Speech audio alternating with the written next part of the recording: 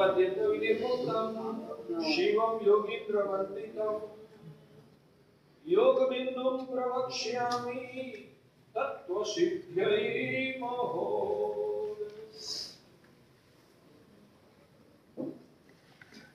अनंतकारी परम करुणा सागर तारक देवादिदेव तीर्थंकर भगवंतोए जगतना जीव मात्रना कल्याण માટે ધર્મ શાસનની સ્થાપના કરી છે। શાસ્ત્રકાર ભગવંતો ફરમાવે છે સંસારની અંદર પુણ્યના ઉદયથી મળનારા જેટલા પણ પૌગલિક સુખો છે એ બધા જ સુખો નિશ્ચિતપણે વિનાશ પામવાના સ્વભાવવાળા છે અને એ જ કારણથી એ સુખો ભોગવ્યા પછી વધારે રડાવનારા છે અને એ ભોગવતા ભોગવતા આત્માએ જે વિકૃતિઓને પોષી હોય, રાગ દ્વેષને પોષ્યા હોય, એ રાગ દ્વેષના કારણે બંધાયેલા કર્મોના કારણે એ કર્મોની સજા સ્વરૂપે એ સુખો એ પરિણામે દુઃખનું સર્જન કરનારા છે અને આ જ કારણે જ્ઞાની ભગવંતોએ સંસારના સુખોને અસાર કીધા છે। ભારે મોહના ઉદયના કારણે જીવની બુદ્ધિ કુંઠિત બની ગઈ છે। મોહગ્રસ્ત બુદ્ધિના કારણે જીવ આ સત્ય એને સમજી નથી શકતો અને નહીં સમજી શકવાના કારણે વિનાશી અને અનર્થકારી એવા સુખોની પાછળ અનંત કાળથી જીવ ભટકી રહ્યો છે। દયાળુ એવા પ્રભુએ આ દુઃખ સ્વરૂપ સુખની ચુંગાલમાંથી છોડાવીને શાશ્વત સ્વાભાવિક અને આત્માના અંતરંગ સ્વભાવજનિત જે સુખ છે એ સુખને પ્રાપ્ત કરાવવા માટે દયાળુ એવા પ્રભુએ ધર્મ શાસનની સ્થાપના કરી છે। જ્ઞાનીઓ લખે છે કે આપણે આત્માનું કલ્યાણ કરવું છે। કલ્યાણ કોને કહેવાય? જ્યારે શાશ્વત સ્વભાવમાંથી પેદા થયેલા ક્યારે નાશ નહીં પામનારા અને પરમોચ્ચ કોટીના આનંદને આપનારા આવા આત્માના સુખને પામવું એ જ વાસ્તવિક કલ્યાણ છે અને આ સુખની પ્રાપ્તિ ત્યારે જ થઈ શકે કે જ્યારે આત્મામાંથી મોહનો કચરો સાફ થઈ જાય, આત્માની પરિણતિ અંદરથી નિર્મળ બની જાય, રાગ દ્વેષ એનું ઝેર છે એ અંદરમાંથી જ્યારે નીચોવાઈ જાય અને સહજ સ્વભાવ પ્રગટ થાય, સ્વભાવમાંથી પેદા થયેલી સમતા છે જ્યારે વિકસિત બને ત્યારે જ જ્ઞાનીઓ લખે છે કે સાચું સુખ અંદરથી પ્રગટ થાય છે। આ વાતને ભાગ્યશાળી વારંવાર જીવનમાં ઘૂંટતા રહેજો। સુખ એ પામવાની ચીજ નથી, સુખ એ પ્રગટ કરવાની ચીજ છે। સુખ એ પામવાની ચીજ નથી, સુખ એ પ્રગટ કરવાની ચીજ છે। પામવાનું બહારમાંથી હોય છે, પ્રગટ કરવાનું અંદરમાંથી હોય છે। પામવાનું બહારમાંથી હોય છે, પ્રગટ કરવાનું અંદરમાંથી હોય છે। પામવા માટેની મહેનત એ ભ્રમણા છે અને પ્રગટ કરવાની મહેનત એ સાચી સમજદારી। પામવા માટેની મહેનત કરવી એ ભ્રમણા છે અને પ્રગટ કરવાની મહેનત કરવી ને ભાગ્યશાળીઓ એ સાચી સમજદારી છે। અંદરનું સમતા એ જીવનો સ્વભાવ છે।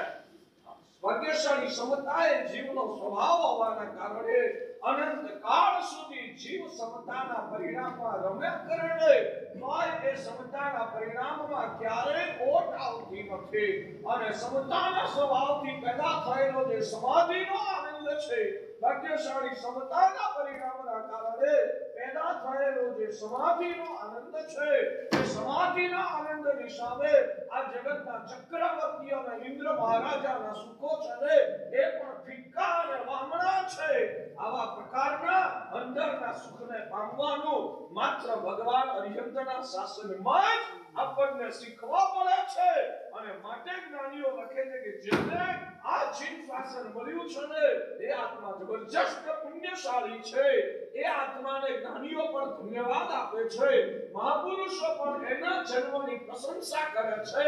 કારણ કે આ જીવ શાસન મળે એને આવા સુખને પામવાનો માર્ગ પ્રાપ્ત થાય અને ભાગ્યશાળી આવી તક મળી ગયા પછી પણ એ તકની ઉપેક્ષા કરીને જે વ્યક્તિ અનાદિની ચાલમાં ફસાઈને સંસારને પોષવામાં જિંદગીને બરબાદ કરી નાખે એના કરતા જગતમાં ભાગ્યશાળી વધારે દયાપાત્ર બીજું કોણ હોય છે? સમજાય છે? હું ઘણી વાર કહું છું, અહીંયા કદાચ મેં કીધું હશે, યાદ નથી, રાતનો ભૂલ્યો રે માનવી દિવસે માર્ગ આયો, દિવસનો ભૂલ્યો રે માનવી ફીર ફીર ગોઠા ખાય. કીધું છે મેં? રાતનો ભૂલ્યો રે માનવી. કોઈ માણસ છે જંગલની અંદર, માનો કે રાતના ટાઈમે ભૂલો પડી જાય, અંધારી ઘોર જંગલની અડવીની અંદર ફસાયેલા એ વ્યક્તિ પાછો માર્ગે ક્યારે ચડે? સવારે. રાતનો ભૂલ્યો રે માનવી દિવસે માર્ગ આયો. રાત્રે ભૂલ્યો છે ને, એક રાત ત્યાં ઝાડ ઉપર પસાર કરી દે, સવાર પડે અજવાળું થાય, રસ્તો દેખાવા લાગે ને પાછો માર્ગે ચડી. રાતનો ભૂલ્યો માનવી દિવસે માર્ગ આયો.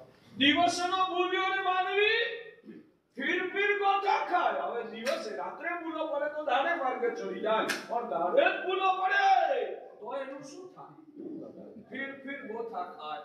એને બચવાનો કોઈ વિકલ્પ નથી. બરાબર?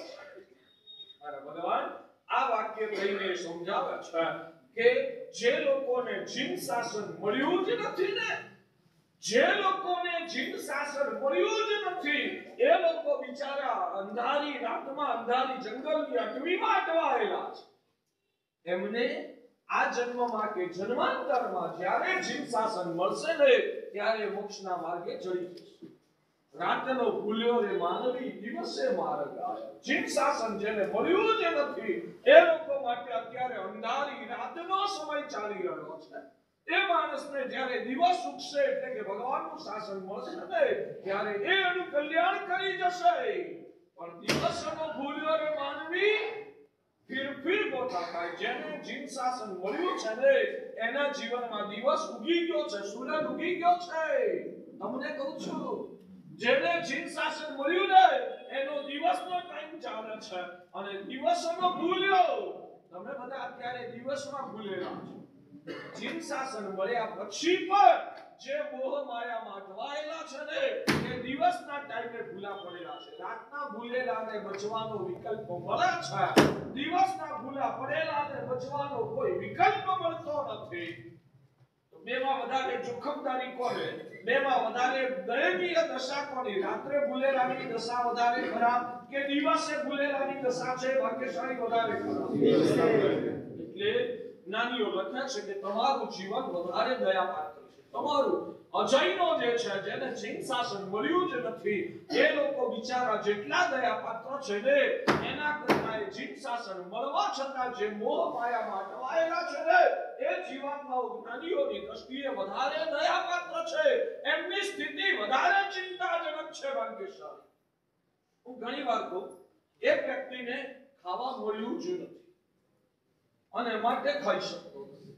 બીજાને 32 પકવાન પીરસાયા છે પણ કેન્સર વગેરે રોગોના કારણે નજર સામે 32 પકવાન પડ્યા હોવા છતાં ખાઈ શકતો નથી. જેને મળ્યું નથી માટે ખાઈ શકતો નથી, મળવા છતાં ખાઈ શકતો નથી. બેમાં વધારે ગંભીર પરિસ્થિતિ ચિંતાજનક કોની દશા કહેવાય? મળ્યું છે ને ખાઈ નથી. જેને મળ્યું નથી ને અને માટે નથી ખાતો એના કરતા મળવા છતાં પણ જે નથી ખાઈ શકતો ને એ વિચારો વધારે દયાપાત્ર છે. બરાબર છે? તમે કેવા?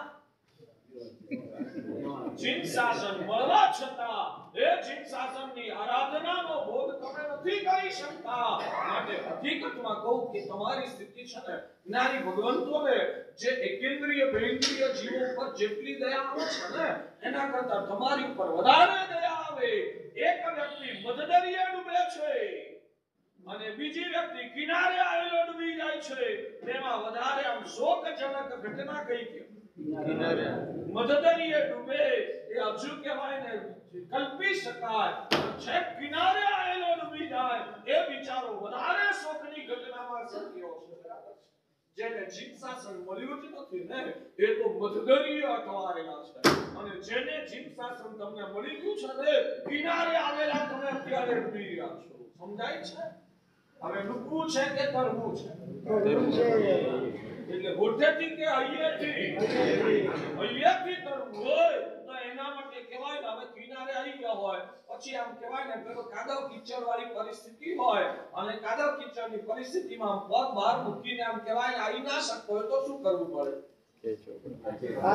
કોક સામે કિનારે ઉભેલો હાથ પકડે અને તમને ખેંચે અને તમે એના હાથને મજબૂત રીતે પકડી રાખો તો હું અત્યારે હાથ લંબાઈ ના રોજ બોલાવ્યો આવી જાઓ નીકળી જાઓ બહાર તમને તારી દઈશું ગેરંટી અમે કહેવાય તમને ખાતરી આપવા તૈયાર છીએ તમને બચાવી લઈશું અને પરમ સુખનો રસાસ્વાદ ચખાડીશું દાવો કરીને કહીએ છીએ આવી જાઓ છે તૈયાર કાયમ માટે નહીં તો એકવાર ખાલી 1.5 મહિના માટે કાયમ માટે નહીં તો ખાલી ખરેખર કહું છું ભાગશાળી હું ખાલી બોલું છું ને માત્ર હોઠેથી બોલું છું અને એક કહેવાય ને વાણીનો વિલાસ કરી રહ્યો છું એવું મહેરબાની કરીને નહીં માનતા હું આ વાણીનો વિલાસ નથી કરતો પણ હકીકતમાં અમે જે સંવેદના અનુભવીએ છીએ અને અમારા હૈયામાં તમારા પ્રત્યે પ્રેમ છે ભગવાને અમને અહીંયા કોલ્હાપુરમાં મોકલ્યા છે કે કોલ્હાપુરની જનતા ભાગ્યશાળી છે એ લોકો ઘણા હળુકર્મી છે હવે એમને એમનો હાથ પકડવા માટે કોકે ત્યાં પહોંચવાની જરૂર છે એટલે ભગવાન અમને સંકેત કરે છે કે મારા પ્રતિનિધિ તરીકે તું કોલ્હાપુરમાં જા અને એ લોકોનો હાથ પકડીને એમને તું બચાવી લે ભગવાનના કહેવાથી ભગવાનના સેવક તરીકે અહીં આવીને હાજર થયો છું ભાગ્યશાળી જો બાનાબાજી તો છે ને મળ્યા જ કરવાના છે ઉદ્ધારની બાબતમાં પણ તમે કહેશો કે આ વર્ષે સાહેબ કેટલા તો કેવું બાંધી મળ્યું છે મને 4 ગણાઈ કીધું સાહેબ 813 નું મુહૂર્ત રાખ્યું છે ને પહેલા અમે દશેરાનું ડિક્લેર કરી દીધેલું પણ ખબર પડી કે બધા ગોળના ચાંદી સોનાના વેપારીઓ છે ને સાહેબ દશેરાથી દિવાળી સુધી તો ધંધાની સીઝન હોય મેં કીધું કાઈ નહીં આપણે એમને અનુકૂળ બનવાનું આપણે એમને બચવું હોય કે ન બચવું હોય આપણે બચાવવા છે તો આપણે બાછોડ કરવી પડે એમને બચવું હોય કે ના બચવું હોય આપણે એમને બચાવવા છે તો આપણે એમના માટે બાતછોડ કરવી પડે એટલે મેં આ 13 કરી કે ભાઈ ચલો કે દિવાળીના 2 દાડા પહેલાનું મુહૂર્ત સારું છે વચ્ચેના 15 દાડા એમનો ધંધો પાણી થઈ જાય તો એમને શાંતિ હવે વાત આવી સાહેબ પણ અમારે પેલું લક્ષ્મી પૂજન કરવાનું હોય ચોપડા પૂજન કરવાનું હોય સાહેબ એના પછીનો કોઈ દિવસ અરે ભાઈ એક વાત સમજી રાખજો મેં વચ્ચે એક ભાઈને દ્રષ્ટાંત આપ્યું કે અહીંયા આગળ માનો કે સીએમ આયા હોય ને તો સીએમ ને તમારે પૂરેપૂરી આગતા સ્વાગતા કરવી પડે તમારું ધ્યાન એના તરફ જ કેન્દ્રિત કરવું પડે ઓકે મંજૂર પણ માનો કે સાથે પીએમ પણ આવેલા છે તો તમારું લક્ષ્ય કોના તરફ કેન્દ્રિત કરવાનું અને તમે પીએમ તરફ તમારું લક્ષ્ય કેન્દ્રિત કરો અને એના કારણે સીએમ ની સરબરાહ કદાચ પીએમ ની અપેક્ષા ઓછી થાય તો સીએમ ને ખોટું તો લાગે ને લાગે ના લાગે સમજે છે કે ભાઈ જે યજમાન છે એ પીએમ ની આગતા સ્વાગતામાં રોકાયેલો છે એટલે સીએમ તરફ લક્ષ્ય ઓછું સેવાય ને તો સીએમ ને ખોટું ના લાગે બરાબર છે આ સીએમ એકલા હોય અને તમે આગતા સ્વાગતા ના કરો તો ખોટું લાગે પણ તમે પીએમ ની સરબરાહમાં જ્યારે રોકાયેલા હો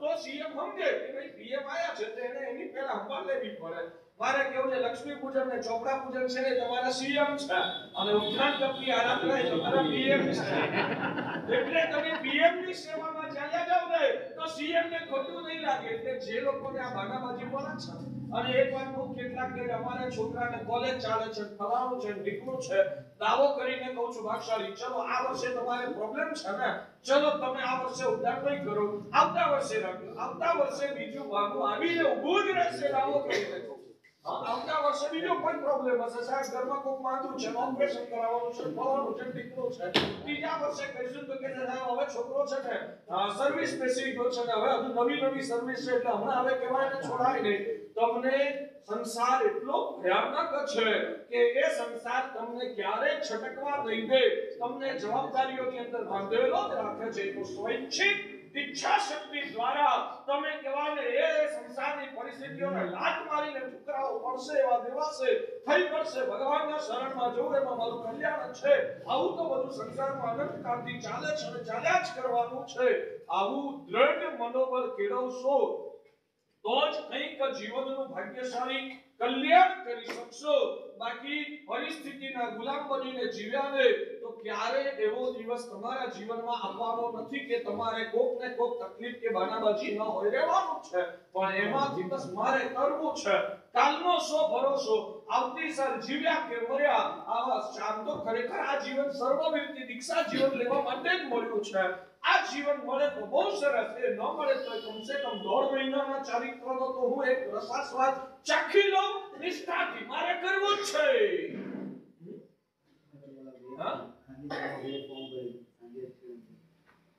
એવા ઢગલા બધા દાખલા બને છે. ગાંધીનગરમાં એક ભાઈ આપણે ઉદ્ધાર કરાય તા ફોર્મ ભર્યું, સવારે ફોર્મ ભર્યું ને સાંજે એક્સિડન્ટ થયો, હોસ્પિટલમાં દાખલ થયા, ઓપરેશન થયું, ઉદ્ધાર ન કરી શક્યા. કહેવાનો મતલબ કે આ આવતીકાલનો કોઈ ભરોસો નથી, એટલે થાય એટલી આરાધના કરી લેવા જેવી છે. ભગવાનનું આ શાસન જ્યારે પરમ પુણ્યથી મળ્યું છે ત્યારે ભાગ્યશાળી. ફરીને મૂળ વિષય પર આવું કે સમતાનું જે સુખ છે, સ્વભાવનું સુખ છે, સ્વાભાવિક છે.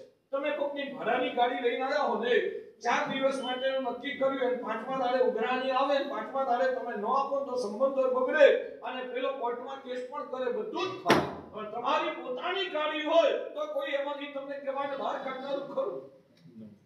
ભગવાન કહે છે કે ભૂતગળનું સુખ છે, ભાડુતી ગાડી જેવું છે, અને આત્માનું જે સુખ છે ને સ્વભાવમાંથી પેદા થયેલું માલિકીનું સુખ છે, અને માટે એ સુખ છે એનો જો તમને ભોગવતા આવડે તો ક્યારેય વિયોગ ન થાય. એટલે રાગ અને દ્વેષ રહિત દશા જ્યારે અંદરમાં પ્રગટ થાય, તમામ ભૌગોલિક પદાર્થોમાં અસારતાની બુદ્ધિ જાગે, જ્યારે અંદરમાંથી મોહના ઝેર છે ઓગળી જાય, ત્યારે સહજ સમાધિનું સમતા દ્વારા જીવને સમાધિનું સુખ મળે છે. ભાગ્યશાળી સમતા દ્વારા સમાધિનું સુખ મળે છે, અને સમાધિનું સુખ આ જગતના ઇન્દ્રના સુખ કરતા પણ વધારે ચડિયાતી કક્ષાનું હોય છે. એટલે આવા પ્રકારના સુખને પામવા માટે મોહના ઝેરને ઓગાળવાના છે. આ મોહના ઝેર કેવી રીતે ઓગળે? ત્યારે જ્ઞાનીઓ લખે છે કે પરમાત્મા પંચ પરમેશથી એની ઓળખાણ કરવા પૂર્વક જ્યારે એના પ્રત્યે અભાવ પેદા થાય, પંચ પરમેશથી પ્રત્યે જ્યારે નમસ્કારનો પરિણામ જાગે, એ પંચ પરમેશથી પ્રત્યે જ્યારે શરણાગતિનો ભાવ અંદરમાં ઉજાગર થાય, અને હું આ પ્રભુનો સેવક છું, હું પ્રભુનો દાસ છું, એ બુદ્ધિ જ્યારે અંદરમાં પરિપુષ્ટ બને અને પ્રભુનું જે પવિત્ર સ્વરૂપ છે ભાગ્યશાળી, એ જ્યારે અંદરથી વાલું લાગે ને, ફરીને કહું, પ્રભુનું જે પવિત્ર વિતરાગ દશા સ્વરૂપ અને આસક્ત ભાવનું કર્મના ક્ષયના કારણે પ્રગટ થયેલું જે પૂર્ણ રૂપે શુદ્ધ સ્વરૂપ, એ જ્યારે અંદરથી વાલું લાગે અને એ સુખનો પ્રેમ, એનું આકર્ષણ, એનો અભિલાષ અંદરમાં જાગે, એવી અવસ્થા મને પણ મળે, મને પણ મળે, મને પણ આવું જ જોઈએ, આવું જ બનવું છે, મારે પણ આવું બનવું છે, આવો જ્યારે અંદરમાં અભિલાષ જાગે ને, ત્યારે જ્ઞાનીઓ લખે છે કે મોહના ઝેર મીણની જેમ પીગળી જાય છે. એ પીગળે ત્યારે સમતાનું અને પરમાનંદનું સુખ છે અંદરથી પ્રગટે. અને આ મોહના ઝેર ઓગળે, એનાથી બહારના જગતમાં તાત્કાલિક ધોરણે જીવને શું ફાયદો મળે? તો ભગવાન કહે છે કે જીવ એને સંસારના જડ પદાર્થો ઉપરનો રાગ છે એ પણ ખતમ થઈ જાય, જગતના જીવ માત્ર પ્રત્યેનો જે દ્વેષ છે ને એ પણ ખતમ થઈ જાય. આ બધા જ બહારના ભાવો, બહારના સંજોગો એને વિનાશી લાગે, અને વિનાશી લાગવાના કારણે એ ભૌતિક જગતમાં એને સફળતા મળી જાય ને, તો પણ આવા સમ્યક દ્રષ્ટિ આત્માને અંદરમાં ગલગલિયા ક્યારેય થતા નથી. એને આ સંસારની અંદર ગમે તેવી નિષ્ફળતાઓ મળે ને, તો પણ એ આત્મા ક્યારેય હતાશાનો ભોગ બનતો નથી. બંને પરિસ્થિતિઓમાં જીવ પોતાની અંદરની સ્વસ્થતા છે ને ટકાવી શકે છે. બહારની પરિસ્થિતિ ગમે તેટલી ચડિયાતી હોય, પણ જેના માધ્યમથી એ સુખ ભોગવવાનું છે, તે ચિત્ત જ તમારું અસ્વસ્થ હોય, તો એ સુખનો રસાસ્વાદ ભાગ્યશાળી તમે ચાખી કેવી રીતે શકો? મારે એમ કેવું છે, બહારથી સંપત્તિ, સમૃદ્ધિ, અનુકૂળતાઓ, સુવિધાઓના ઢગલા છે, પણ ચિત્ત અંદરથી અસ્વસ્થ છે, તો તમે મળેલા સુખની મજા કેવી રીતે માણી શકો? સુખની મજા માણવા માટે કમસે કમ ચિત્ત તો સ્વસ્થ જોઈએ ને. વેદનાની વાત તો અહીંયા આગળ તમારી મૂર્ખાઈ આમ કહેવાય ને નજરે ચડે છે કે ખરેખર સુખ ભોગવવા માટે સાધન સામગ્રી વધારે છે. હું તમને કહું, માનો કે તમને તાવ આવ્યો છે, સામે આમ કહેવાય ને મીઠાઈ અને ફરસાણ પડેલા છે ભોજનના થાળની અંદર, ગઈ એ ખાવાની મજા આવે કે કેમ ના આવે? પણ મીઠાઈ ને ફરસાણ છે ભાઈ, મીઠાઈ અને ફરસાણ ખાવામાં મળ્યા છે, મજા કેમ ના આવે? સાહેબ નહીં, જેના માધ્યમથી એ સ્વાદ ચાખવાનો છે ને એ માધ્યમ જ નબળું પડી ગયું છે. શરીર જેના માધ્યમથી આ સુખનો સ્વાદ ચાખવાનો છે એ માધ્યમ જ નબળું પડી ગયું, શરીર જ રોગવાળું તાવવાળું થઈ ગયું, એટલે ખાવાની મજા ના આવે, જીભ જ કડવી થઈ ગઈ, એટલે મીઠાઈ અને ફરસાણ પણ તમને મજા ના કરાવી શકે. તો જે વસ્તુને ભોગવવાની છે એના કરતા જેના માધ્યમથી ભોગવવાનું છે. હવે શરીર સારું નિરોગી છે, કકડીને ભૂખ લાગી છે, એ વખતે ખાલી ગરમા ગરમ રોટલી દાળ ભાત શાક મળે તો મીઠા લાગે, કારણ માધ્યમ શરીર સારું છે. જે વસ્તુને ભોગવવાની છે એ ચડિયાતી હોવા કરતા પણ જેના માધ્યમથી ભોગવવાનું છે એ વધારે સારું મજબૂત હોવું જરૂરી છે. બરાબર છે? મારે એમ કેવું છે કે સમૃદ્ધિના ઢગલા ભોગવવાના, એની મજા માણવાની શેના માધ્યમથી? મનના માધ્યમથી. હવે તમારું મન જ જ્યારે રોગી હોય, મન જ જ્યારે રાગ અને દ્વેષથી આકુળ વ્યાકુળ બનેલું હોય, ચિત્તની અંદર અપેક્ષાઓ અને તૃષ્ણાઓના કારણે તમારું મન જ જ્યારે બેચેન હોય, એ વખતે સમૃદ્ધિના ઢગલા ગમે તેટલા પ્રાપ્ત થાય એની અંદર મજા કેવી રીતે આવે? ભાગ્યશાળી એના બદલે જેનું ચિત્ત તૃષ્ણા રહિત અને સ્વસ્થ બનેલું છે એ વ્યક્તિને સામાન્ય બે જોડી કપડા પહેરવા મળ્યા હશે ને તોય મસ્તીથી એ જીવતો હશે. એટલે સુખી બનવા માટે જે ભોગવવાનું છે તે ચડિયાતું હોવું જોઈએ, જેના માધ્યમથી ભોગવવાનું છે તે મજબૂત હોવું જોઈએ. તમે જે ભોગવવાનું છે ને એને ભેગું કરવામાં પડ્યા છો, અમે જેના માધ્યમથી ભોગવવાનું છે ને એને સ્વસ્થ બનાવવાની સાધનામાં અમે લોકો લાગેલા છે. સમજાય છે? અમારી પ્રસન્નતા, અમારું 24 કલાકનો અવિરત આનંદ, એના મૂળમાં જો કોઈ હોય ને, સમૃદ્ધિ સંપત્તિ ભોગના સાધનો કેટલા છે અગત્યનું નથી, પણ અમારી ચિત્તની સ્થિતિ એટલી બધી મજબૂત છે, એ સ્થિતિના કારણે અમે 24 કલાક આનંદ કરીએ છીએ. સમજાય છે?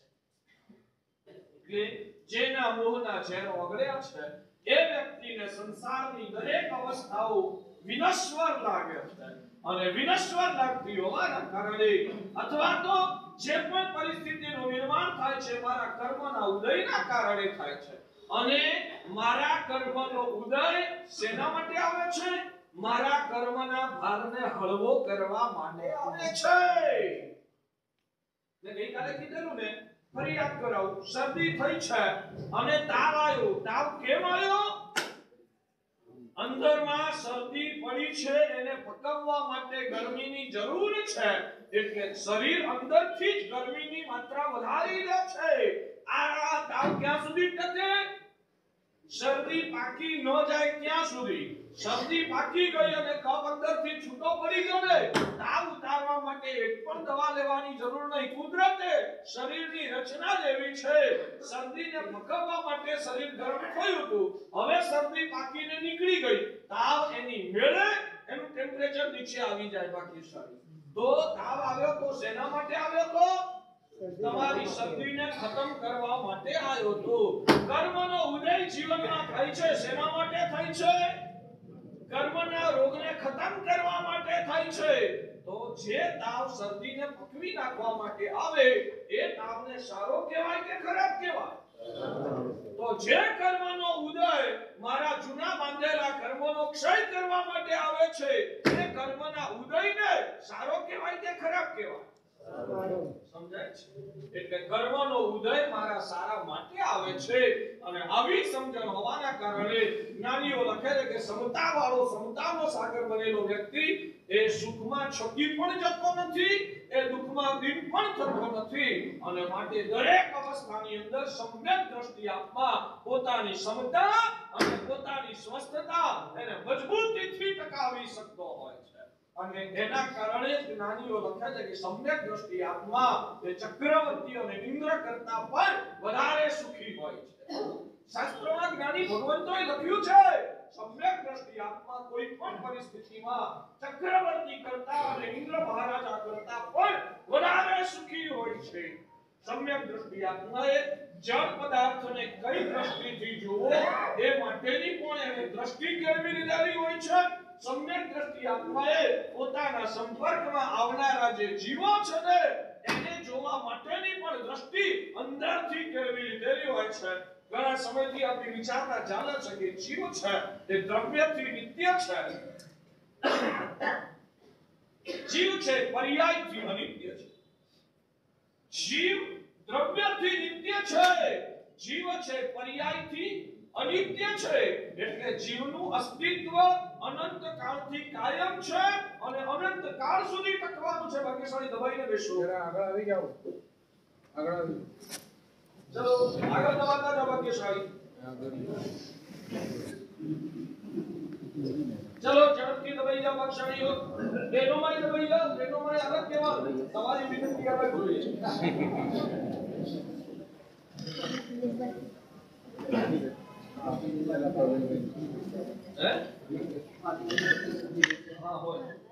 ભાગ્યશાળીઓ જીવ દ્રવ્યથી નિત્ય છે એટલે કે એનું અસ્તિત્વ કાયમ ટકનારું છે, પણ જીવ પર્યાયથી અનિત્ય છે. સતત એની અવસ્થાઓ બદલાયા કરે છે અને માટે જ જીવનમાં સમ્યક દ્રષ્ટિ આત્મા સમજે કોઈ પણ પરિસ્થિતિનું નિર્માણ થયું હોય, ચાહે સુખની પરિસ્થિતિનું નિર્માણ થયું તોય સમજે છે કે આ અવસ્થા કાયમ ટકનાર નથી.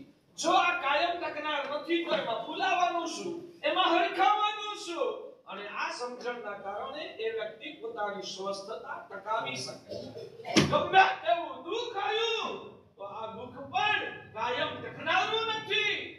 આ સમજણના કારણે સમજે છે કે આ પણ આવતીકાલે ચાલ્યું જવાનું છે.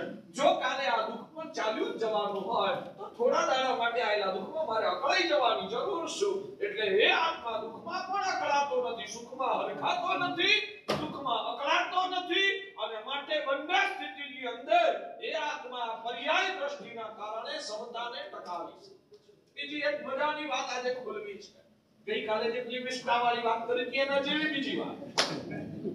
શાસ્ત્રકાર ભગવાન તો કહે છે કે જીવ એ સ્વરૂપે પરમ ચૈતન્ય રૂપ છે. જીવ એ અનંત ગુણોનો ભંડાર છે. જીવ એ આકાશ જેવો અથવા તો કહો કે સ્ફટિક જેવો નિર્મળ છે. એ અનંત ગુણોનો ભંડાર છે. જ્ઞાન દર્શન ચારિત્ર એનું સ્વરૂપ છે, એ એનો સ્વભાવ છે અને એના જ કારણે દરેક જીવાત્મા જગતમાં ચાહે એ કેન્દ્રિયથી માંડીને પંચેન્દ્રિય સુધીના, નિગોદથી માંડીને અનુત્તરવિમાન સુધીના ચારિત્ર ધર્મ મહાત્માઓથી માંડીને વ્યસન, વ્યભિચાર અને દુરાચારમાં ગરકાવ થયેલા એક જીવાત્માઓ એનું ઓરિજિનલ સ્વરૂપ ભગવાન જેટલું જ પવિત્ર છે. દરેક જીવનું અંદરનું ઓરિજિનલ જે સ્વરૂપ છે એ ભગવાન જેવું જ નિર્મળ છે. અને આજે એને કર્મનો રોગ લાગુ પડ્યો છે અને કર્મના રોગના કારણે એ વ્યક્તિ આ સંસારની અંદરમાં અટવાયેલો છે અથવા તો અવગુણોનો ભોગ બન્યો છે. અને એનામાં જે આજે દુર્ગુણ દેખાય છે ને એનું પોતાનું અસલી ખરાબ સ્વરૂપ નથી, આ તો કર્મનો વિકાર છે. અને આ સમજણના કારણે જ્ઞાનીઓ લખે છે કે સમ્યક દ્રષ્ટિ આત્માને આ જગતમાં એક પણ જીવ પ્રત્યે કદાપી નફરત ના હોય. અને નફરત હોય તો સમજવાનું કે તમારા સમ્યકત્વમાં શંકા છે. અમારા ગુરુદેવ દાખલો આપતા, તમારો એક 20-22 વર્ષની ઉંમરનો દીકરો છે. એ 20-22 વર્ષની ઉંમરનો દીકરો ભણવામાં હોશિયાર છે. બાલ્યકાળથી માંડીને કોલેજ સુધી ભણ્યો, ડિગ્રીઓ મેળવી, ત્યાં સુધી દરેક જગ્યાએ ફર્સ્ટ ક્લાસ પાસ થયો છે. ભણવામાં તો હોશિયાર છે, ગુણવત્તામાં પણ વિનય અને વિવેકથી ભરે. તમારું દરેક જગ્યાએ એક બાપ તરીકેનું આદર, ઔચિત્ય અને સન્માન જાળવે છે. સમાજમાં જ્યાં પણ જાય ત્યાં તમારા ગૌરવમાં વધારો કરે છે. ફલાણા શેઠનો દીકરો, તમારું નામ એની કહેવાય ને ગરિમા વધારીને આવે છે અને તમારા પ્રત્યે આનંદિત પણ છે. દાખલા તરીકે આજના કામમાં આવી બહુ આશા તમારા માટે નથી રાખતો. હવે એ દીકરાને તાવ આવ્યો એટલે તમને સ્વાભાવિક છે દીકરો વાલો છે, ચિંતા થાય. એક દિવસ ગયો, 2 દિવસ ગયા, તાવની માત્રા વધી ગઈ, ત્રીજા દિવસે તાવ મગજ ઉપર ચડી ગયો. આજે તમે ઓફિસે પણ જવાનું ટાળ્યું કે દીકરાની જોડે રહીને એની સંભાળ લો. અને કહેવાય ને 10, 10:30, 11 વાગ્યા સવારથી એને ચા પાણી નહોતા કરે. તમે એને સમજાવીને તમારી સાવિકાએ ગરમા ગરમ ચા તૈયાર અને ગરમા ગરમ ચા રકાબીમાં લઈને આવી. તમે દીકરાને કીધું, બેટા આ 1 રકાબી જેટલી ચા તું પી લે. કેટલા પ્રેમથી તમે કહો, બેટા પી લે, બેટા પી લે. અને એ વખતે પેલાને મગજ ઉપર તાવ ચડી ગયો, ગુસ્સો આવ્યો અને ગુસ્સામાં કહેવાને ઠોકર મારી અને રકાબી તમારા શરીર ઉપર પડી, ફૂટી ગઈ, નીચે પડીને ફૂટી ગઈ. બધી ચાના કારણે તમારા નવા પહેરેલા કપડા છે ચાના ડાઘવાળા થઈ ગયા અને પેલો લવારા કરે છે. એ વખતે તમે શું કરો મારે જાણવું છે. તમે શું કરો ભાગ્યશાળી? શું કરો? સાલા નાલાયક, આજે મેં તારા માટે રજા પાડી, તને આટલા પ્રેમથી હું કહેવાને આ ચા પીવડાવું છું, તારા માટે રૂપિયા ખર્ચીને ડોક્ટરને બોલાવું છું, અને સાલા નાલાયક આટલી પણ તને મારી કદર નથી. જા મર, તારે જે કરવું એ કરું, તો આ ચાલે ઓફિસે. આવું જ કરો ને. કેમ? અચ્છા, હવે એક પ્રશ્ન કરજો. બાજુનો પડોશી હોય અને એ આમ ચાની રકાબી છૂટકી તમારી પર ફેંકે તો શું કરો? અહીંયા શું કરો ને ત્યાં શું કરો? ત્યાં શું કરો ને અહીંયા શું કરો? બહુ ગંભીર વાત આજે તમારી સમક્ષ ખોલી છે ભાગ્યશાળી. આમાંથી તમારે જીવન જીવવાની ચાવી શીખવાની છે. શું કરો છોકરા સાથે વ્યવહાર? એને ફરી સમજાવો, અને એ ન સમજે તો તિરસ્કાર કરો કે આમ રડવું આવી જાય. આવી દશા મારા દીકરાની થઈ ગઈ. દીકરો બિચારો આવી પરિસ્થિતિમાં હું કઈ ગયો, આમ ભયું ઢીલું થઈ જાય કે તિરસ્કાર થાય? અંદર દયા આવે, લાગણી ઉભરી આવે, આપણી આંખમાં આંસુ આવી જાય. બિચારો મારો આટલો ડાયો દીકરો, એની આ દશા થઈ ગઈ. રડવું આવે ને કે તિરસ્કાર આવે? રડવું આવે. તિરસ્કાર તો સહેજે ન. ભાઈ આટલો ખરાબ વ્યવહાર કરે અને તોય તમને તિરસ્કાર ન આવે, એનું કારણ શું? આટલો ખરાબ વ્યવહાર અને તોય તમને તિરસ્કાર ન થાય, એનું કારણ શું? એકલી લાગણી નહીં, બે વસ્તુ છે. એક તો હૈયામાં લાગણી છે કે દીકરો મારો છે, અને બીજા નંબરમાં દીકરો ખરાબ નથી, એને લાગેલો તાવ ખરાબ છે. તમારી સમજણ ક્લિયર છે? દીકરો ખરાબ નથી, એને લાગેલો તાવ ખરાબ છે. મારો દીકરો આ ખરાબ વ્યવહાર નથી કરતો, એને વળગેલો તાવ એની જોડે આવો ખરાબ વ્યવહાર કરાવડાવે છે. એટલે જેમ જેમ એનો વ્યવહાર ખરાબ થાય ને તેમ તેમ તમારી લાગણી વધારે ને વધારે ઉભરાતી. બરાબર? પણ આટલું શીખી જાવ ને તો સમ્યક દર્શન પણ. દીકરો ખરાબ નથી, એને લાગેલો તાવ ખરાબ છે. દીકરો ખરાબ વ્યવહાર નથી કરતો, એને વળગેલો તાવ એની જોડે ખરાબ વ્યવહાર કરાવડાવે છે. એટલે આ એક સમજણના કારણે તિરસ્કાર નથી થતો. બીજા નંબરમાં લાગણી અંદરમાં એના પ્રત્યે પસરેલી છે. એટલે જેમ જેમ ખરાબ વ્યવહાર કરે તેમ તેમ તમારી લાગણી એના પ્રત્યે વધારે ને વધારે ઉભરતી જાય. આવું થાય ને, આવું થાય ને. મારા ભગવાન કહે છે કે તમને ગાળ દેનારો વ્યક્તિ, તમારી જોડે દુર્વ્યવહાર કરનારો વ્યક્તિ, તમારા રૂપિયા દબાવી દેનારો વ્યક્તિ, તમારી સાથે ચીટિંગ કરનારો વ્યક્તિ એ ખરાબ નથી. એ સિદ્ધ ભગવાન જેવો પવિત્ર જીવ છે. એ સિદ્ધ ભગવાન જેવો પવિત્ર જીવ છે. એ જીવ ખરાબ નથી, પણ એને કર્મનો તાવ આવેલો છે. એ વ્યક્તિને કર્મનો તાવ લાગુ પડ્યો છે, અને કર્મનો તાવ એના મગજ ઉપર એ હદે ચડી ગયો છે. તાવ મગજ ઉપર ચડી જાય, એને કર્મનો તાવ મગજ ઉપર ચડી ગયો છે. અને કર્મના તાવના કારણે એ વ્યક્તિ, એને પોતાને પણ ભાન નથી કે હું શું કરું છું, મારે આવું કરાય કે ન કરાય. દીકરાને એ વખતે ખ્યાલ હોય, કે આ મારે કરાય, પપ્પા જોડે આવો વ્યવહાર મારે ના કરાય, એને એ વખતે કંટ્રોલ હોય મગજ ઉપર? ના હોય. તો આ જીવોને પણ કર્મનો તાવ લાગુ પડ્યો છે, અને તાવ મગજ ઉપર સવાર થઈ ગયો છે. એના કારણે એ વ્યક્તિને ખબર જ નથી કે કોઈના રૂપિયા દબાવાય કે ના દબાવાય, કોઈનું અપમાન કરાય કે ના કરાય, કોઈ વ્યક્તિનો ટાંટિયો ખેંચાય કે ના ખેંચાય, એને વિચારાને ખબર જ નથી. એમાં એનો કોઈ દોષ નથી. એ તો સિદ્ધ જેવો પવિત્ર જીવ છે, 22 વર્ષના ડાયા દીકરા જેવો ગુણવાન છે. હવે એને કર્મનો તાવ લાગુ પડ્યો છે. કર્મ એના દિમાગનો કબજો કરી લીધો છે અને એના કારણે એને જ ભાન નથી હું શું કરી રહ્યો છું. જ્યારે એનો આવો વ્યવહાર થતો હોય ત્યારે એ જીવ ખરાબ લાગે તમને કે એ જીવને વળગેલો તાવ ખરાબ લાગે? અમને તમારી વાત કરું છું. જીવ ખરાબ લાગે કે એને વળગેલું કર્મ ખરાબ લાગે? ભગવાન કહે છે જીવ ખરાબ લાગે તો સમજવાનું કે તમે મિથ્યા દ્રષ્ટિ છે. જીવ ખરાબ લાગે તો સમજવાનું કે તમે મિથ્યા દ્રષ્ટિ છો અને એને વળગેલું કર્મ તમને ખરાબ લાગે. એ જીવ ખરાબ છે જ નહીં, એને વળગેલો કર્મનો તાવ ખરાબ છે. આવું જો એનો તાવ એટલે કે એનું કર્મ તમને ખરાબ લાગે તો સમજવાનું કે તમે સમ્યક દ્રષ્ટિ છે. પહેલા તો ભગવાન કે જે વિઝન ક્લિયર કરો, કોઈને ખરાબ નહીં માનો. જૈન શાસનને પામેલો વ્યક્તિ આ જગતમાં કોઈને ખરાબ ના માને. એને બધા જ જીવો ભગવાન જેવા પવિત્ર લાગે અને માટે સમ્યક દ્રષ્ટિ આત્મા આ જગતના જીવ માત્રનો હૃદયથી આદર કરતો હોય છે. એ ક્યારેય કોઈનો તિરસ્કાર કરવો હોય ને, કોઈ કહે કે આવું નાલાયક છે એનો છોડી દે ને, પણ એ સમ્યક દ્રષ્ટિ આત્મા એના પ્રત્યે ભાગ્યશાળી ક્યારે નફરત ના કરે. એની પ્રકૃતિ જેવી થઈ ગઈ હોય, અંદરથી એવી સમજણ પટેલી હોય, એને કોઈના માટે નફરત ના. હા, પર્યાય દ્રષ્ટિ અને સમજે છે દીકરાને ગમે તેવો તાવ આવ્યો ને, 4 દાડા સારા ડોક્ટરની દવા લેશે એટલે ધીરે ધીરે તાવ ઉતરી જશે. આશાવાદી હોય ને બાપ, જ્યારે દીકરાને આવો તાવ આવ્યો ત્યારે હવે એની જિંદગી બરબાદ થઈ ગઈ એવું માની લે.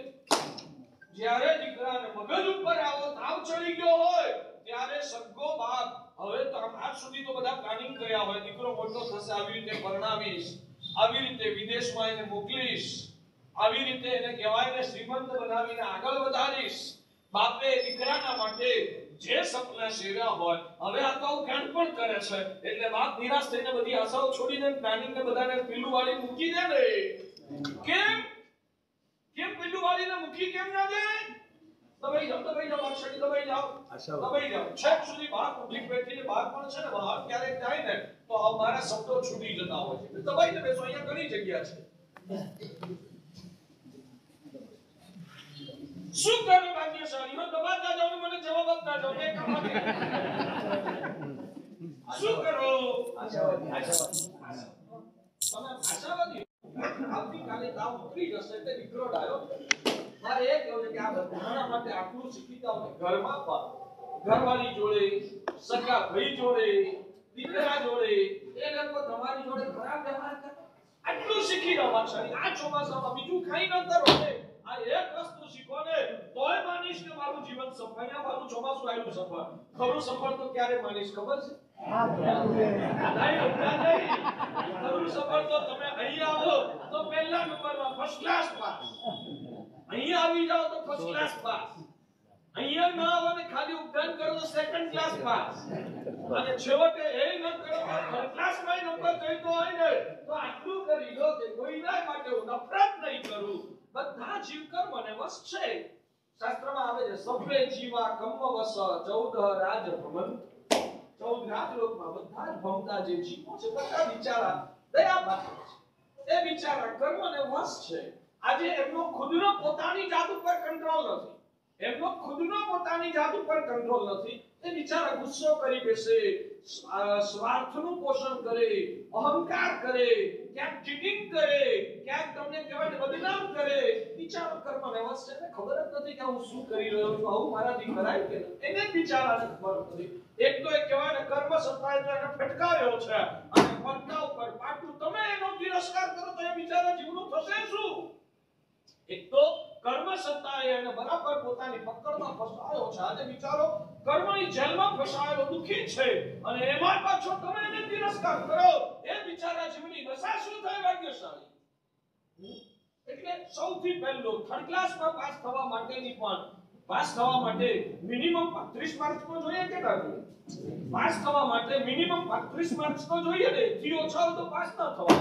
અને 35 માર્કે પાસ થાય તો કેવો કહેવાય થર્ડ ક્લાસ પાસ, બરાબર ને? મારે કેવું જોઈએ કે થર્ડ ક્લાસ પાસ થવો હોય મતલબ કે એની મિનિમમ શરત છે કે તમારે જીનશાસનમાં પ્રવેશ પણ કરવો હોય ને પ્રગતિ તો પછી પ્રવેશ પણ કરવો હોય ને કોઈને તિરસ્કાર નહીં કરવાનો, બધા જીવને કર્મનો ભાવ લાગુ પડ્યો છે આટલું માત્ર તમે વિચારીને એના પ્રત્યે કહેવાય લાગણીનો તંતુ જીવતો રાખો. ભગવાન મહાવીરે શું કર્યું? પેલા સંગમે ઉપસર્ગો કર્યા, કટપુતના મેન્થરીએ ઉપસર્ગો કર્યા, ગોશાળાએ ઉપસર્ગો કર્યા, આ બધામાં પ્રભુએ શું કર્યું? પ્રભુએ તો એને પ્રેમ જ આપ્યો છે. પ્રભુએ એને ક્યારે તિરસ્કાર? હું એનો સેવક છું તો મારે મારા પ્રભુમાં જીવનમાંથી મારે શું શીખવાનું? આ શીખવાનું છે. મારે બધાને પ્રેમ જ કરવાનો. બસ આટલું સૂત્ર જીવનમાં વળી લો. તમને તો અસમાધિ ચિત્તમાં ક્યારેય નહીં થાય. તમારી સ્વસ્થતા ટકી રહેશે. તમે કદાપી ડિપ્રેશનમાં નહીં આવો. પુણ્યની વૃદ્ધિ થશે અને આના દ્વારા તમારું સમ્યક દર્શન ભાગ્યશાળી નિર્મળ થશે. એટલે કોઈ પણ જીવને ક્યારેય તિરસ્કાર કરવો નહીં. એ વિચારો ભગવાન જેવો પવિત્ર છે. આજે એને કર્મનો રોગ લાગુ પડ્યો છે માટે એની વિચારાની આ દશા છે. જીવ ખરાબ નથી, એને વળગેલું કર્મ ખરાબ. જીવ ખરાબ નથી, એને વળગેલું કર્મ ખરાબ છે. તમારે તિરસ્કાર પણ કરવો હોય ને તો એને લાગેલા કર્મનો તિરસ્કાર કરો, તાવને તિરસ્કાર કરો. એ જીવને શું કામ તિરસ્કાર કરો? પ્રદૂષણ પર્વ એના માટે છે કે અનાદિકાળથી આજે જીવ તિરસ્કારના સંસ્કારો અંદરમાં જામીને પડેલા છે ને આ તિરસ્કારને વશ થઈને આપણે આ જીવનમાં કેવા કેવા કેવા પાપો કર્યા. ભાગ્યશાળી કેટલાય વ્યક્તિઓને કહેવાય ને આપણે પરેશાન કર્યા છે, કેટલાય જીવોની નિંદા કુથલી કરી છે, કેટલાય જીવોને સમાજની અંદર હલકા ચિતરીને બદનામ કર્યા છે, કેટલાય જીવો પ્રત્યે અંદરમાં કહેવાય સંઘર્ષો કરીને દુશ્મનાવટ પેદા કરી છે. આ જીવ માત્ર પ્રત્યે મારે જે લાગણી ભરેલો વ્યવહાર કરવો જોઈએ ને એના કરતા હું અવળી ચાલ્યો છું. હવે મને આજે ભગવાનના શાસનની ઓળખાણ થઈ છે. હવે મને આજે મારી અંદરની આંખ ઉઘડી, આજે મને સત્યનું ભાન થયું. મેં આજ સુધી ઘણી ભૂલો કરી છે. ગત જન્મની તો મને કશી યાદ નથી. આ જીવનમાં પણ જન્મ્યો ત્યારથી આજ સુધી મેં આ જગતના જીવોને ઓળખ્યા નહીં. મેં માત્ર કર્મના કારણે એમનો જે થતો દુર્વ્યવહાર એ દુર્વ્યવહાર એનો જ છે, એ જ ખરાબ છે એવું મેં માની લીધું છે. આ મારી સૌથી ગંભીર ભૂલ થયેલી છે અને આ ભૂલના કારણે મેં કેવા કેવા કર્મો બાંધ્યા, કેવા ખોટા કામ કર્યા. મારા સાધર્મિકની સાથે પણ હું લડ્યો છું. મેં એક બાજુ અહીંયા હું સાધર્મિક ભક્તિનું સુકૃત કરું અને બીજી બાજુ એક સાધર્મિકની નિંદા કુતરી પણ કરું. યાદ આવે તો એક સાધર્મિકને હું કોર્ટના પગથિયા પણ કહેવાય ને ખેંચી જાઉં. એ વ્યક્તિને સમાજમાં કહેવાય ને બદનામ કરું. કેવા કેવા પાપો મેં કર્યા છે. આજે મારે પ્રભુના ચરણમાં માફી માંગવી. પ્રભુ હું ભૂલ્યો, મને આત્મભાન રહ્યું નહીં. મારે આ નાનકડી જિંદગી છે, કેટલા વર્ષ જીવવાનું? મારે 60 70 80 વર્ષ થાય. આ બધું અહીંયા મૂકીને જવાનું છે અને જે અહીંયા મૂકીને જવાનું છે એની આળકંપાળમાં મેં મારા આત્માને કેટલો બધો બરબાદ કરી નાખ્યો. કેવા કેવા કર્મ ઉપાર્જન કર્યા. આ કર્મની શિક્ષા ભોગવવા માટે દુર્ગતિઓની અંદર અનંતો કાળ મારે રખડવું પડશે. પ્રભુ મને આવું કઈ ભાન ન રહ્યું અને મેં કેવા ખરાબ કૃત્યો કર્યા. પેલી વાત આવે છે યાદ આવે છે? ઉદયી રાજાની વાત આવે છે. ઉદયી રાજા, ચંડ પ્રત્યોત અને ઉદયી રાજા. પ્રદૂષણ પર્વના વ્યાખ્યાનોમાં ક્યારેક એક કથા લેવાતી હોય છે. ચંડ પ્રત્યોત એ ઉદયી રાજાના ત્યાં, હું શોર્ટમાં વાત કરું. ચંડ પ્રત્યોત રાજાએ ઉદયી રાજાના ત્યાં ભગવાનની પૂજા કરતી એક દાસી હતી. એ દાસીને જોઈને એના રૂપમાં આવર્જિત થયો.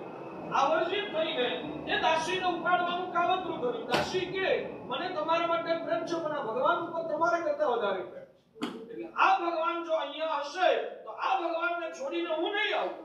આ ભગવાનને તમે લઈ લો તો હું આવીશ. દાસીને પણ રાજા માટે પ્રેમ થઈ ગયો પણ ભગવાન છોડવા તૈયાર નથી. એટલે રાજાએ કાવતરું કર્યું. પવન વેગી હાથી મોકલીને રાતોરાત ભગવાનની પ્રતિમા ઉઠાવી બીજા ભગવાનને સાડી દીધા. પાછળ અને દાસીને અને ભગવાનને લઈને નીકળી ગયો. અને એ પછી ઉદયી રાજાએ ચંડ પ્રત્યોતની સાથે યુદ્ધ કર્યું અને એ યુદ્ધની અંદર ચંડ પ્રત્યોત રાજા એને જીત્યો. જીતીને જ્યારે કહેવાય ને સૈન્ય લઈને રાજા પાછું આવે છે દરમિયાનમાં ચોમાસું બેસી. રાજા જેવો રાજા પણ એનો નિયમ કે ચોમાસામાં ક્યાંય પદયાત્રા પણ કરાય નહીં. ચોમાસામાં ક્યાંય પદયાત્રા પણ ના કરાય. ચોમાસામાં તો એક સ્થાને સ્થાયી રહેવાનું. ભલે અમે દીક્ષા નથી લીધી, પણ ચોમાસામાં કેટલા જીવોની ઉત્પત્તિ થાય. આપણે મુસાફરી કરીએ તો એ જીવોની હિંસા તો થાય નહીં. એટલે કુમારપાળ મહારાજા જે આજથી 700 વર્ષ પહેલા થઈ ગયા, કુમારપાળ મહારાજાનો પણ નિયમ હતો. શત્રુ રાજા ચડાઈ કરે ને તો પણ એમનો નિયમ હતો કે પાટણ, ઉત્તર ગુજરાતમાં પાટણ એમની રાજધાની હતી. 4 મહિના રાજા એનો નિયમ હતો કે મારે ચોમાસા દરમિયાન પાટણની હદ છોડીને પાટણની બહાર નહીં જવાનું. જૂના કાળના ઉત્તમ શ્રાવકોના નિયમો હતા. તમે પણ શીખો. વિના કારણ મારે કોલ્હાપુરની બહાર નહીં જવું. કદાચ જવું પડે, કોકનું મૃત્યુ થાય તો મારો વ્યવહાર સાચવવા જવું પડે, એમાં ન ચાલે. તો એવા કારણને છોડ. એ સિવાય ધંધાના કામે કે માત્ર મોક્ષ કરવા માટે, ફરવા માટે મારે કોલ્હાપુરની બહાર નહીં જવું. હવે બધું આ ઉપદેશ સાંભળીને તમારે શીખવાનું હોય. ખાલી મજા કરવા અને મનોરંજન કરવા આપણે થોડું સાંભળીએ છીએ. એમાંથી આપણા જીવનને આપણે સંસ્કારી બનાવવાનું છે ભાગ્યશાળી. એટલે જીવનમાં હવે પછી સુધરતા જાઓ. મારા ભગવાને કીધું છે ચોમાસા દરમિયાન મારે ક્યાંય ન જવું. ઉદયી રાજા અરે પોતાના નગરમાં નથી પહોંચ્યો અને જ્યાં યુદ્ધ કરવા ગયો તો ત્યાંથી રાજાને ચંડપ્રદ્યોત રાજાને જીતીને પાછા આવે છે. પાછા આવે ને ચંડપ્રદ્યોત ઉપર એવો ભયાનક ગુસ્સો આવ્યો ઉદયી રાજાને કે એના કપાળ ઉપર ડામ દીધા. ગરમા ગરમ જેમ પેલા શરીર પર લખાવતા હોય છે પેલું શું એને શું કહે છે એવી રીતે એના કપાળ ઉપર ડામ દઈને લખાણ કર્યું મમ દાસીપતિ. મમ દાસીપતિ, મારી દાસી એની સાથે પરણીને એનો ભોગ કરે છે. મારી દાસીનો પતિ, મતલબ ઘોર અપમાન કરે એક રાજા. એના કપાળ ઉપર જ્યારે આમ લખે મમ, હવે પણ કેદી થઈ ગયો તો રાજાને જીતીને કેદ કરીને લઈ આવેલા. એના કપાળ ઉપર લખ્યું છે મમ દાસીપતિ. અને રિટર્ન થતા ચોમાસું બેસી ગયું. હવે ચોમાસામાં ક્યાંય જવાય નહીં, પોતાના નગરમાં પણ નહીં જવાનું. જ્યાં પહોંચ્યા હતા ને ત્યાં છાવણી નાખી ચોમાસું કરી લીધું. ઉદયી રાજા પરમ શ્રાવક હતો, ભગવાન મહાવીરનો ભક્ત હતો. ચોમાસામાં પર્યુષણ આવ્યા. પર્યુષણ દરમિયાન સંવત્સરી આવી. સંવત્સરીના દિવસે ઉદયી રાજાએ કૌશક કર્યો છે અને ઉપવાસનું બચકામ કર્યું છે. છાવણીમાં રાજા છે વાંસળી, પણ મારા પર્યુષણના પર્વ મારું પર્વ છે અને આ પર્વમાં મારા ભગવાનની આજ્ઞા છે, મારે ઔષધ કરવું જોઈએ. રાજા પણ ઔષધ કરે, કેટલી જવાબદારી. તો તમે શું કરશો વાંસળી? હવે છેલ્લા દિવસ છે, કદાચ આ મારા માટે છેલ્લો પ્રેરણાનો મોકો છે. વિનંતી કરું વાંસળી, મન કાઠું કરો. માત્ર તમે છે ને મને ના ગુલામ છો. હકીકતમાં ઔષધ એ જરાય અઘરી વસ્તુ નથી. તમને પ્રેક્ટિસ ના હોય અને અઘરો લાગતો હોય ને તો કોક દાડો વેલવેલો કરો ત્યારે આમ કહેવાય નવું લાગવાના કારણે અઘરું લાગે. વિચાર ઔષધ કરો.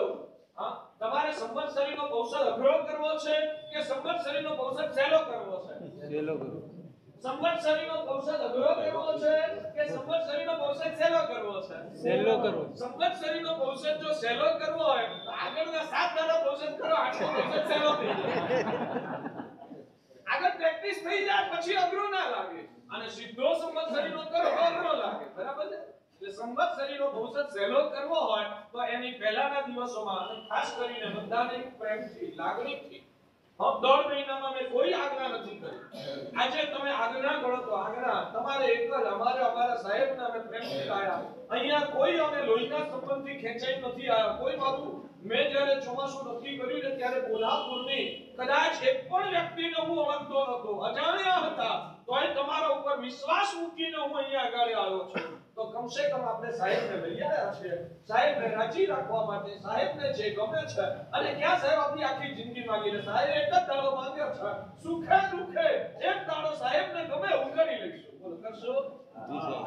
ક્યારે? સંવત્સરીએ મારી ઈચ્છા છે તમે પહેલા દિવસે સારો થશે ને તો કદાચ સંવત્સરીએ બીજોય કરવાનું મન થશે. સંવત્સરીએ સારો થયો હવે બીજો કરવાનું મન થાય તો કોઈ કંપની આપણે નહીં. મારી ઈચ્છા છે જેને જિંદગીમાં ઔષધ કર્યો હોય કે ના કર્યો હોય, જેને ધોતિયું પહેરતા આવડતું હોય કે જેને ન આવડતું હોય, જે વ્યક્તિ દેહ પ્રતિક્રમણ ભણેલો હોય કે જે વ્યક્તિને નવકાર કરતા આગળ કશુંય ન આવડતું હોય, એવા બધાને અમે ઔષધ કરાઈશું. ઔષધમાં આખો દિવસ અહીં રહેવાનું, સાંજ પડે એટલે પ્રતિક્રમણ કર્યા પછી ઔષધ પારીને કદાચ જવું હશે તો ઘેર જઈ શકાશે. એ દિવસે તમારે ઉપવાસ ન થાય તો ચાલે. ઓછામાં ઓછું એ દિવસે ઔષધમાં તમારે એકાસણું કરવું પડે. એકાસનાથી ઓછું કરો તો ઔષધ ના ચાલે. વ્યવસ્થા અહીં છે સર. હા, એકાસનાની વ્યવસ્થા શ્રી સંઘ અહીંયા આગળ કરવાનો છે. તમારે એકાસનું કરવા ઘેર પણ નહીં જવું પડે. અહીં બધી વ્યવસ્થા થઈ જશે. એટલે મન કાઠું કરીને દરેક વ્યક્તિને ભલામણ કરું, કદાચ ઔષધમાં તમને અમુક વિધિમાં ભૂલો પણ થાય, એ પણ અમને માન્ય મંજૂર છે. એનાથી પણ ડરવાની જરૂર નથી. કરતા આવડે. પણ દરેક વ્યક્તિઓ એ દિવસે એટલે કે પર્યુષણના પહેલા દિવસે ખાસ મારી આગ્રહભરી લાગણીભરી ભલામણ છે કે એ દિવસે દરેક વ્યક્તિ અચૂક ઔષધ કરવા પધારજો. ઉદાઈ રાજાએ ઔષધ કર્યો. હવે રોજ ઉદાઈ રાજાની શું ખંડની ભાગ્યશાળી. પોતે જ્યારે જમવા બેસે, ભલે પેલાએ અપરાધ કર્યો છે, મારો રાજધર્મ છે કે એને શિક્ષા કરવી જોઈએ, પણ છેવટે હું એક માનવ છું, એક સજ્જન છું, જૈન છું, મારી પણ ખંડાની છે કે સામે રહેલો વ્યક્તિ એ પણ કોઈ હાલી મવાલી નથી, એ પણ એક મોટો રાજવી છે. એટલે કાયમ માટે ઉદાઈ રાજાનો નિયમ, કેવી દુશ્મનાવટ હોય, પોતાની દાસીને આ રીતે ઉપાડીને લઈ જાય અને પોતાના ભગવાન લઈ જાય અને એની સાથે યુદ્ધ કરીને કપાળ ઉપર લખી નાખે મમદ આશીપતિ. આખી દુનિયા એને જુએ એટલે પહેલું વાક્ય વંચાય મમદ આશીપતિ. આટલો ભયાનક કહેવાય અંદરમાં આવેશ હોવા છતાં સંવત્સરીએ ઔષધ કર્યો. ઔષધના કારણે એ દિવસે એમનો ઉપવાસ હતો, આજે ખાવાનું નહોતું. એટલે રોજ તો ઉદાઈ રાજાને પૂછીને એમની અનુકૂળતા પ્રમાણે રસોઈ તૈયાર થાય. આજે ઉદાઈ રાજાનો ઉપવાસ હતો એટલે રસોઈયો ચંદ્રપ્રદ્યોતને પૂછવા ગયો, તમારા માટે શું બનાવું? ચંદ્રપ્રદ્યોત છેવટે તો રાજવી હતો અને બુદ્ધિશાળી હતો. વિચારમાં પડ્યો કે આ ચોક્કસ આજે કોઈ કાવત લાગે છે. કેમ આજે તમે મને પૂછવા આવ્યા? રોજ નથી પૂછતા. રોજ ઉદાઈ રાજા સાથે હોય એટલે એમને પૂછીને રસોઈ બનતી. આજે નથી, એમનો ઉપવાસ છે એટલે તમને પૂછવા. રાજાને ચંદ્રપ્રદ્યોતને ડર લાગ્યો, આ તો દુશ્મન. રાજાઓના કાવતરા તો કેવા હોય, આજે મને એકલાને જમાડવા માટે રસોઈ બનાવીને ઝેર મેળવી દેશે, મને મારી. હવે બચવું હોય તો શું કરવાનું? રસ્તો કરે કે હે આજે પર્યુષણ છે, મારે ઉપવાસ.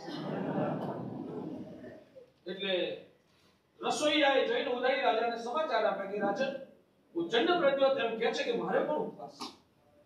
એ વખતે ઉદાઈ રાજા વિચાર કરે છે કે ભાગ્યશાળી, મારો સહધર્મિક, એણે આજે ઉપવાસ કર્યો ને એટલે મારો સહધર્મિક કહેવાય. એ નથી વિચારતો કયા આશયથી કરે, એને ઉપવાસ કર્યો ને બસ તે મારો સહધર્મિક કહેવાય. સમજો છો? તમને કહું છું, જેણે ઉપવાસ કર્યો એ મારો સાધર્મિક કહેવાય. મારો સાધર્મિક જેલમાં સબળતો હોય, મારી સંવત્સરી સાચી કેવી રીતે થાય? મારું આ પ્રતિક્રમણ સાચું કેવી રીતે બને? અને ત્યાં ને ત્યાં ઉદાઈ રાજાએ કીધું કે એને છોડી દીધો. ત્યાં ને ત્યાં છોડાવી દીધો. એની જોડે સંવત્સરી સમાપ્ત કરી અને હવે પેલા ડામ દીધેલા એ તો કેવી રીતે ભૂસાય? તો ઉદાઈ રાજાએ એના કપાળ ઉપર સોનાનો પટ્ટ એટલે મુગટ બાંધીને એવો પટ્ટો બનાવી આપ્યો કે પેલું વાક્ય કોઈને વાંચવાનું મળે. ઉદાઈ રાજાએ પોતાના તરફથી ભેટ આપીને પેલો પટ્ટો, સોનાનો પટ્ટો અહીંયા આગળ એના કપાળ ઉપર લગાવી દીધો. મતલબ કે સાચી ક્ષમાપના કરી. સાચી ક્ષમાપના કરે તો જ તમારું સંવત્સરી પર્વ સાચું બને. જ્યાં સુધી અંદરમાં ક્રોધ, આવેશ હોય, પૂર્વની કહેવાય રાગ, દ્વેષ અને ઝેરની ગ્રંથિઓ તમારી જીવંત હોય, તમારી સંવત્સરી સાચી બને કેવી રીતે? એટલે કોઈ જીવ ખરાબ નથી, એને લાગેલું કર્મ ખરાબ છે. જીવની સાથે સંબંધ બગાડવો તે પાપ છે. આવી સમજણ કેળવી. પર્યુષણ પર્વ જ્યારે સામે આવે છે, દરેકને ભલામણ કરું, જૂના જે પણ વેરઝેર હોય તે વેરઝેરો ભૂલી જાઓ. જે કંઈ પણ કહેવાય ને આક્ષેપબાજીઓ કરેલી હોય એના મિચ્છામિત્રમ કરી દો. કોઈની સાથે કોર્ટમાં કેસ કરેલા હોય તો કેસો પણ પાછા ખેંચી લો. દરેકની સાથે બસ એ કહેવાય ને પ્રીતિનો પરિણામ કેળવી. શું લઈને જવાનું છે? આવતીકાલે મારી આંખ વિચરી જશે. આ રાગ, દ્વેષ અને વેરઝેરના પરિણામો સાથે લઈને ભવાંતરમાં મરીશ. અનંત ભાવ સુધી મારે આ સંસારમાં ઉઠાવવું પડશે. એકમાત્ર ક્ષણિક અને તુચ્છ સ્વાર્થ. આજે કદાચ એ કહેવાય ને મારે 5 રૂપિયા લઈ ગયો તો એનો નસીબમાં હશે તો લઈ ગયો, અથવા તો એનું કરેલું એ ભોગવશે. એની ખાતર મારે રગડા ઝઘડા કરીને મને મળવાનું શું? કોર્ટમાં જાઓ અને રગડા ઝઘડા કરો, આક્ષેપબાજી કરો, એમાં ભાગ્યશાળી તમને મળે શું? માત્ર સંકલેશો અને પાપ કર્મનું ઉપાર્જન કરવા સિવાય બદલામાં કશુંય નથી મળતું. જિંદગીનો અમૂલ્ય સમય બરબાદ થઈ જાય, થઈ જાય એ વધારામાં ન એમાં તમે તમારા આત્માનું સાધી શકો. કોર્ટના કેસોની અંદરમાં ન તમે તમારા આત્માનું સાધી શકો, ન તમે તમારા સંસારનું સાધી શકો. એની ચિંતાઓને એ વિચારણાઓમાં રાગ, દ્વેષ અને કર્મના બંધો થાય અને આગળ વધીને માનસિક રીતે પણ સંતાપોના કારણે ચિત્તની ક્ષમતાઓ છે ને નબળી પડવા માટે એની અસર શરીર ઉપર થાય. બધી રીતે બરબાદ થવાનું શેના માટે? આ જિંદગી આવું બધું ધંધો કરવા માટે મળી છે. અનંત કાળ સુધી આ જ કર્યું, અહીંયા આ જ કરવાનું છે. સંવત્સરી પર્વ આવે તે પહેલા નહીં, પર્યુષણ આવે એ પહેલા અરસપરસ પ્રેમ, સહાનુભૂતિ, લાગણીના સંબંધોને વિકસાવી કોઈના પ્રત્યે દ્વેષ, નફરત કર્યા હોય, કોઈને પણ આજ સુધીના ભૂતકાળમાં ગઈકાલ સુધીમાં જે પીડ્યા હોય તે બધાની જોડે વેરની ક્ષમાપના કરી લો. ભાગ્યશાળી એનામાં જીવંતના દર્શન કરો, એના પ્રત્યે હૃદયથી પ્રેમ કરો. તમારું સમ્યક દર્શન નિર્માણ કરો ને ભાગ્યશાળી, તમારો આવતો ભાવ સુધરી જશે. સંસાર સુખાઈને પરમ સુખના ભોગતા તમે બની જશો. અહીંયા ગાડે કાલે ગમે તેટલા તમે ઝઘડતા રહેશે, તમારી જિંદગી પૂરી થઈ જશે. કોર્ટમાં તમારા નામના કેસો ચાલ્યા કરશે, તમે તો ક્યાંય પરલોકની વાટે પહોંચી ગયા છો. બસ શું કરો છો? આ બધું તમને શોભે છે શેના માટે? ક્ષણિક સુખની ખાતર, અને એ પણ માત્ર પોતાનું ઈગો, પોતાનું મમત્વ, પોતાની બુદ્ધિના વિચાર, એના કારણે ભાગ્યશાળી કઈ રીતે આ જીવન સફળ બની શકે? આવા મહાબુદ્ધ જન્મ મળ્યા પછી આવા ધંધામાં જિંદગી હારી જવાનું તો તમારા મને દુનિયાના લોકોમાં ફરક શું? તમે આમ કોલર ઊંચો કરીને કહી ન શકો હું જૈન છું, મારા સંસ્કાર છે, મારે આવા હલકા કામ તો મારાથી ન જ થાય. કોઈના દિલને ઠેસ પહોંચે, મારા કોઈ સાધર્મિકનું અપમાન થાય, કોઈ સાધર્મિકનું જીવન ત્રાસમય, સંકલેશમય બની જાય, એ ટેન્શનમાં આવી જાય. આ સાધર્મિક ભક્તિ તમારી, મારા ભગવાન શાસ્ત્રમાં કહે છે સાધર્મિકની ભક્તિ કરો, ઊંચામાં ઊંચું કર્તવ્ય છે. આ સાધર્મિકની ભક્તિ આ રીતે કરવાની. એક બાજુ એને કહેવાય ને પ્રેમથી ખવડાવો, અને બીજી બાજુ એ સાધર્મિકોને તમે કહેવાય ને પરેશાન કરો. અર્થ એના નસીબનું કદાચ તેને તમારી જોડે અન્યાય કર્યો ને, અન્યાય કર્યો તો તમારું કર્મ ખપી ગયું, તેનો ઉપકાર માનો નહીં. એને કદાચ તમારી જોડે કોઈ અન્યાય કર્યો, એને અન્યાય જે કર્યો તે એનાથી મને શું લાભ નુકસાન થયા? તો મારા ભગવાન કહે છે કે એને તારી જોડે અન્યાય કર્યો એટલે તારું કર્મ ખપી ગયું. તારું કર્મ ખપી ગયું તો તને તો ફાયદો જ છે, તારા આત્મા માટે તો કમાણીનો જ વેપાર છે. કોઈના પ્રત્યે રાગ દ્વેષ નહીં કરો. કોઈ તમારે એક વાત સમજી રાખો, તમારા નસીબનું હોય ને તો કોઈ લઈ જઈ શકતું નથી. તમારા નસીબનું હોય તો કોઈ લઈ જઈ શકતું નથી, અને તમારા નસીબમાં ન હોય ને લાખ મહેનત કરો તોય તમને મળતું નથી. ભગવાન ઉપર છોડો ને, કુદરત ઉપર વિશ્વાસ રાખો. જે થવાનું છે હવે મારે આ કહેવાને જિંદગીના 4 વર્ષ બાકી રહ્યા, આ બધી માથાકૂટમાં હું ક્યાં સુધી? મારે આમાંથી નીકળી જવું છે. મારી સાથે જેને જે કરવું એ કરે. મારે આમાં હવે કહેવાય ને આજ સુધી મેં જે ભૂલો કરી છે હું મિચ્છામિદુક્કડમ કરું છું. એની સામે ચડીને જઈને હું માફી માંગી લઉં. મારે હવે આ અપરાધની ધારાને અને ભગવાન પાર્શ્વનાથ ભગવાન કમઠની સાથે વેર થયો. ભગવાનના હૈયામાં તો દ્વેષ નહોતો, પણ કમઠના હૈયામાં નફરત રહી ગઈ. તો ભગવાન પાર્શ્વનાથ છેલ્લા ભાવમાં ભગવાન થયા ને ત્યાં સુધી એ વેર છે ભગવાનને પણ લડ્યા છે.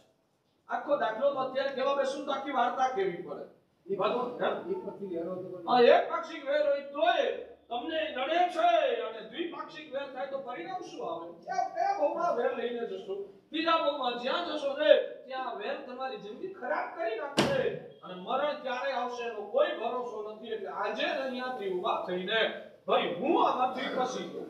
ભાઈ મને હવે આ ઝઘડવામાં અને રાગદ્વેષ કરવામાં કે ખાલી મળનારા 2-5 લાખ રૂપિયા માટે મારે હવે તારી જોડે સંબંધો બગાડવા નથી. મેં જે કર્યું બધું મિચ્છામિદુક્કડમ. હવે તું તારા રસ્તે, હું મારા રસ્તે. અરે તારા રસ્તે શું, હું તને મારા ઘેર લઈ જઈને જમાડીશ.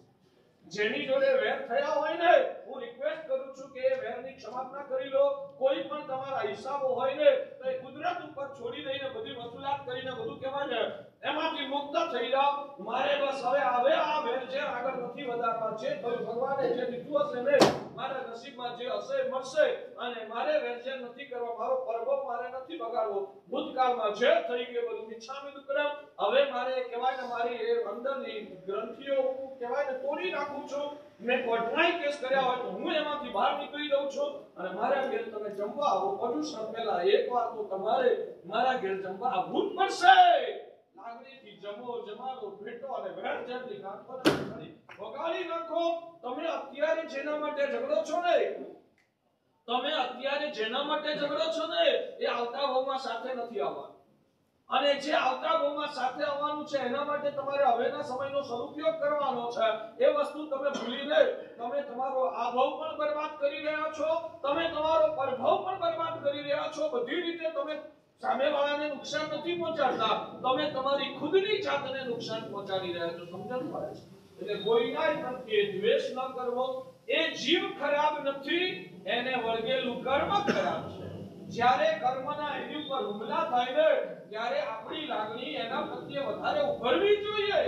આપણો વ્યક્તિ એની ઉપર કોઈ હુમલો કરે ત્યારે આપણી લાગણી ઉભરે કે લાગણી સુકાઈ જાય?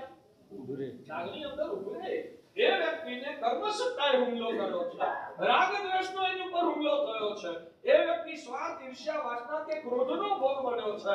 મને એના માટે વધારે લાગણી ઉભરવી જોઈએ. બિચારાની ઉપર કર્મ સત્તા આટલી બધી હવી બની ગઈ છે. એ ચિંતાએ એના માટે લાગણી હૈયામાં પેદા કરો. જીવ ખરાબ નથી, જીવને લાગેલું કર્મ ખરાબ. બોલો બધા, જીવ ખરાબ નથી, જીવને લાગેલું કર્મ ખરાબ છે. ફરી બોલો, જીવ ખરાબ નથી, જીવને લાગેલો કર્મ ખરાબ છે. ફરી એકવાર, જીવ ખરાબ નથી, જીવને લાગેલો કર્મ ખરાબ છે. આટલું હૈયામાં ગોખજો. કોઈના પ્રત્યે નફરત ન કરતા. અને આ પર્યુષણ પર્વ એ મૈત્રીનું પર્વ છે. તો સાચા અર્થમાં મૈત્રીના પરિણામને વિકસાવીને તમારા આત્માનું ઉત્થાન ભાગ્યશાળી કરો. એ જ મારા અંતરના આશીર્વાદ, અંતરથી મંગળ કામના. આવતીકાલનો બસ 1 જ મિનિટ, આવતીકાલનો જાજરમાન પ્રસંગ પરમાત્માનો સ્નાત્રાભિષેક કરવાનો. અને સ્નાત્ર કરતા કરતા એની પંક્તિઓના ગાન કરીશું, પંક્તિઓના અર્થોને પણ સમજવાનો પ્રયત્ન કરશું. અને દાદાની અંદર એવા ખોવાઈ જવું છે, 7 કલાક શક્ય બને તો આપણે ઊભા નથી થવાનું. કોઈને ન જઈ શકાય, શરીરની હાજત માટે જવું પડે તો 2 મિનિટમાં બહાર જઈને આવી જાય, પગ છૂટો થઈ જાય. પણ 7 કલાક પ્રભુમાં ખોવાવા દ્વારા પ્રભુમય બની અને આપણા આત્માને ભીંજવવાનો છે. સમ્યક દર્શનને નિર્મળ બનાવવાનો અનમોલ અવસર આવતીકાલે પ્રાપ્ત થઈ રહ્યો છે. કાલે કોઈ સંસારની ક્રિયામાં તમારો સમય બગાડતા નહીં. સવારથી સાંજ સુધી દાદાની ભક્તિ કરવા દ્વારા સામૂહિક રીતે અને સામૂહિક પુણ્ય પેદા કરીએ ને તો સામૂહિક ઉદયમાં આવે. હું અને તમે આપણે બધા સાથે અહીંયા ભક્તિ કરીએ ને તો આવતા જન્મમાં ક્યાંક પાછા ભેગા થઈએ. આવી સરસ દાદાની ભક્તિમાં જોડાઈએ એ અંદરથી મોડલ. હા ભાગ્યશાળીઓ, 9ના દિવસે આવતીકાલે રવિવાર, વચ્ચે સોમવાર અને મંગળ